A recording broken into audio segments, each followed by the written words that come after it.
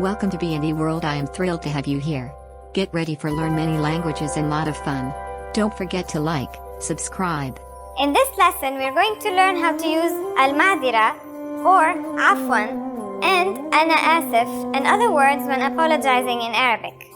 We should use al-madira or afwan when we want to say excuse me, such as when we are ordering something in a bar or a restaurant.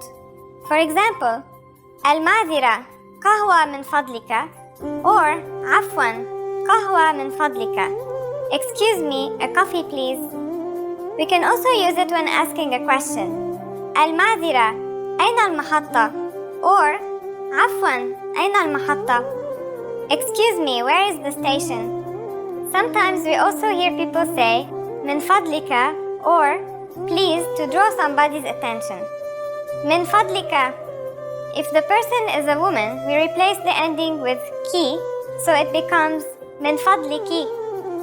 In case you want to use excuse me to apologize instead of asking something, you should say uzran. It can be used if you accidentally bump into someone on the street. Uzran. Just like uzran, we can use ana asif when apologizing.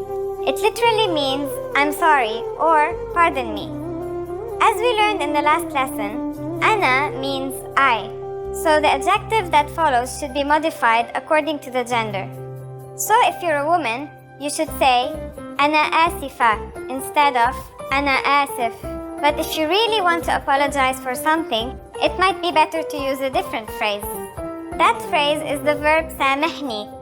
Samahni. It can be translated as forgive me in English. It is a bit stronger, but it can be used in both formal and informal situations. Again, since samahni means that you are asking for the other person's forgiveness, it should be changed according to the gender. So it becomes samihini if the other person is a female.